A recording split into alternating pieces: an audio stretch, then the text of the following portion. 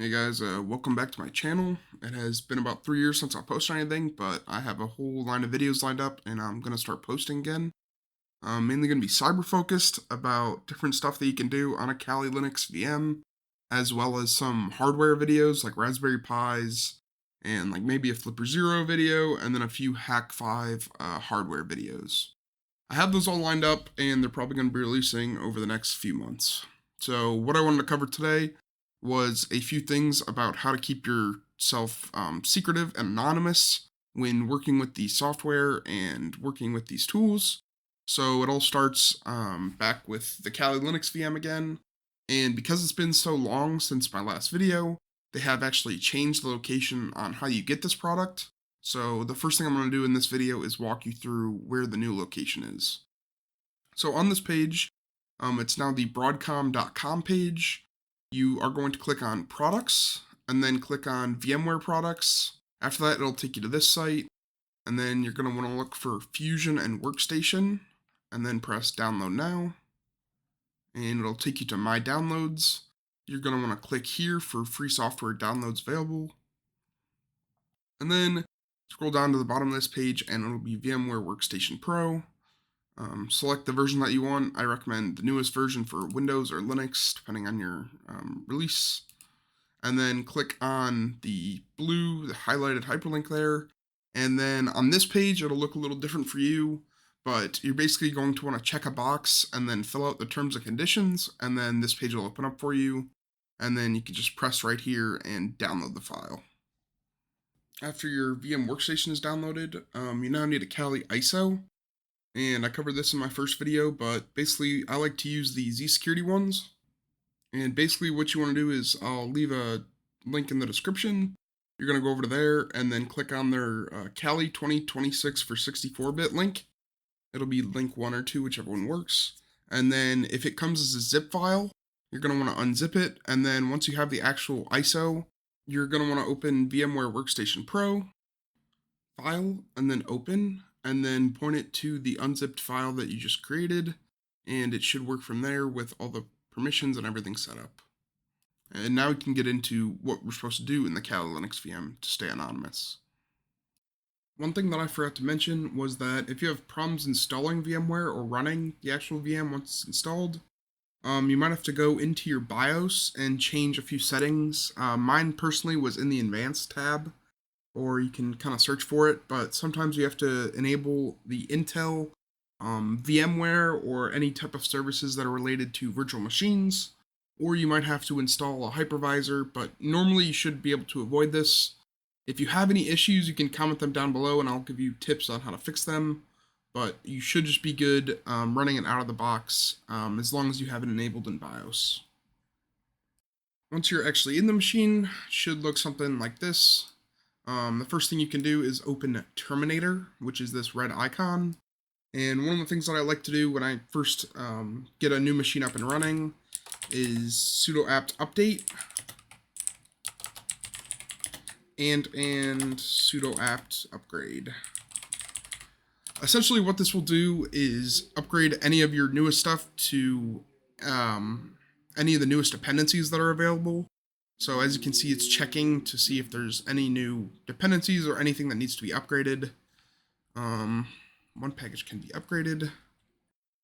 So essentially you can run that and see if it'll go through. And then the other command that we're going to be focusing on today is this one. So sudo apt update and sudo apt install Tor Proxychains. What this will do is install proxy chains onto the machine. Proxychains 4 is essentially a tool that lets you chain your network and any of the tools that you're going to be running through multiple nodes. So essentially what this means is that instead of appearing directly from your home internet, it will actually chain it to a node that's in the path, and it will appear as though the tool you're running is coming from that actual IP rather than your home IP. So that's going to be one of the main tools that we focus on today. The next thing that we want to do is going to be enabling and seeing how Tor is running. So the first one we're going to run is going to be sudo systemctl start Tor. Run that. Shouldn't get any output for that. And then the next one will be sudo systemctl enable Tor.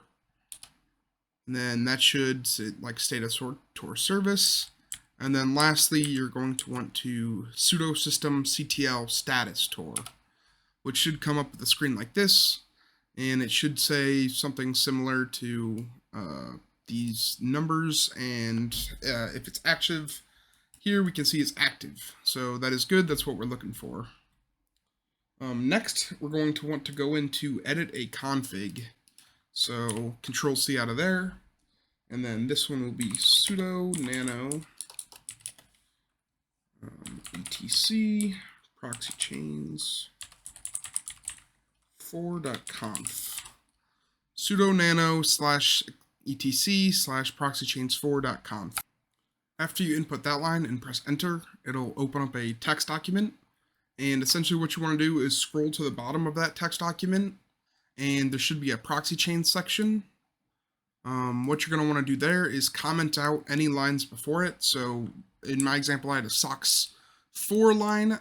Just put a like the hashtag logo right in front of it, and it should comment out that line, and then put this line directly under it. So socks 5 127.0.0.1 port 950. And essentially what this will do is make your proxy chains config file actually work correctly. And after that, you're going to want to press Control X and then press Y and then press enter.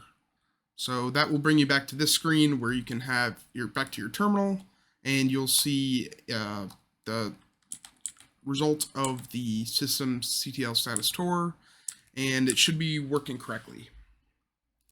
After that, to ensure that it's working, we want to run this command, proxychains4 curl https ://check.torproject.org. Should come up with a like HTML form, which all you're really checking for is that the strict chain now says your new socks 5 IP and port number. So now that we know that that's working, we can do another test to ensure that it's continuously still working. And one of these is going to be proxychains4 nmap.st.pt.scanme.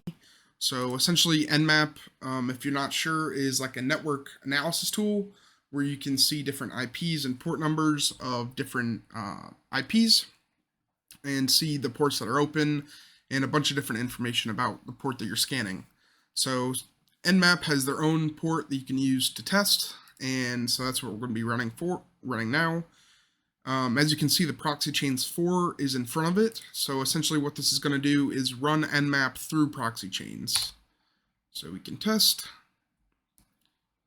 and we'll make this full screen.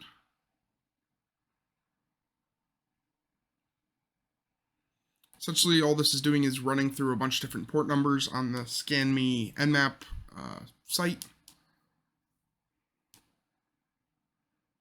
And we can just kind of wait. It does appear to be working. It is scanning from our designated chain that we want it to be scanning from. So we can tell that the proxy chains is actually continuously working and that it has gone through. So now, instead of this nmap scan coming directly from our IP, it's coming from the chain that we had set up. One thing to mention here is that a lot of these are actually timing out. So this is normally expected when using proxy chains to use nmap. Essentially what this means is that Tor is just much slower in general than a normal nmap scan. So if you're using Tor to do your nmap scans, a lot of the scanning will actually time out and it won't get the best results. So for most of the time, you probably do not want to be using proxy chains or the Tor public network for nmap scans, as this can be either a bad practice and just as kind of inefficient overall. One other way that you can check this is through this command. So proxychains4 curl, and then this link is just to check your IP. And after running it, my IP actually comes out to a place in Hamburg, Germany, which is not where I currently am. So if you want to test if proxychains is working, you can run this command and then do an IP lookup to see where your IP is coming out of after the Tor network chains. Another good system that we can set up is VPNs. So if you want to install a VPN on your Kali Linux machine, it's normally done through OVPN. So if you're on the newest system like I am, you'll see that OVPN is already installed. And then you can actually just point it directly to wherever your OVPN is. So if you have a .ovpn file, it will automatically configure OpenVPN to use that file. I currently do not have a VPN on or have a subscription to one, but it is a good practice to have one. And then if you're going to be using actual tools, it would be good to set it up like this.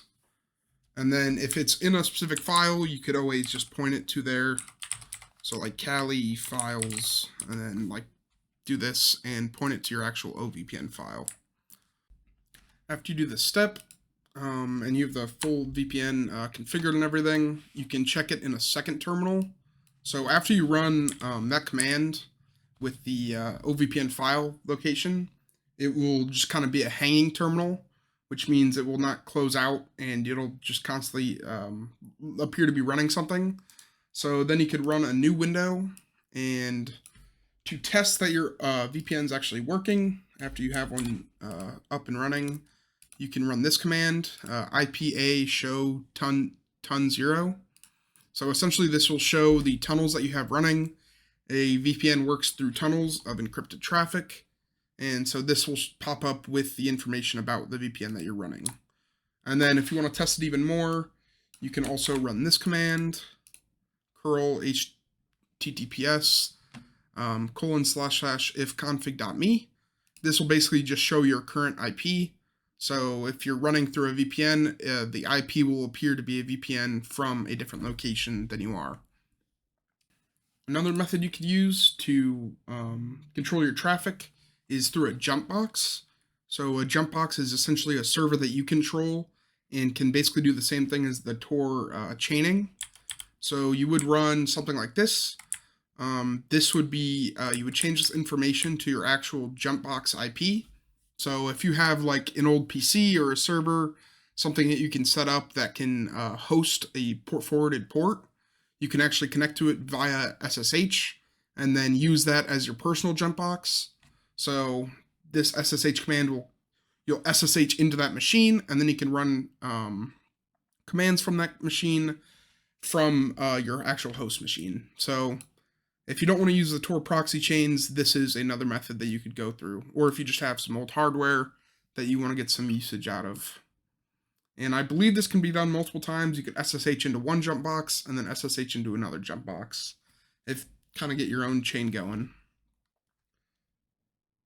Another method that we can do, another tool that we can use to stay anonymous, is Macchanging.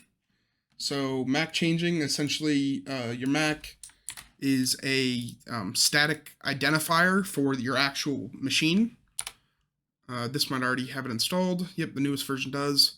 So Macchanger essentially can make it so your Mac can actually change randomly. So we first have to do a few different setup things. So sudo IP link set eth0 down. Ethernet, you have to put it down for a second just so it can reset. Then we will run the Macchanger command, sudo macchanger -r eth0. Run that. This essentially says what our old Mac was and then what it's going to change into, which these are associated with VMware, but this third one is not. We can then put our Ethernet back up, get connection again, and set our current Mac is now the unknown one. So this can randomize your Mac, just another layer of extra security if needed. Another thing that you can do is change your host name. So similar to a Mac, you can actually change the host name of this VM. So this just kind of sets it as whatever it was before to a random host like random host 123. And this can basically same thing as a Macchanger, but hostname isn't as important, but you never know. Over the course of this video, I showed you 5 different tools to stay anonymous when using all of the machinery and software that are going to be running on the Kali Linux machine in the next few videos. So the first one was Tor Proxychains, the second one was VPNs, the third one was the Jumpbox, the fourth one was Macchanging, and the fifth one was Hostname Changing. I will leave timestamps in the description to jump around to each of these. But these are essentially building blocks for further anonymization that you can do later on. But essentially these are kind of the foundations for how to stay anonymous when using this software. Hope you enjoyed the video. Please subscribe if there are any things that you would like to see. If it's too quiet or something in these videos, please just let me know. I'm just kind of getting started with this, but I got a bunch of videos planned, and I hope to keep on making these. Thank you.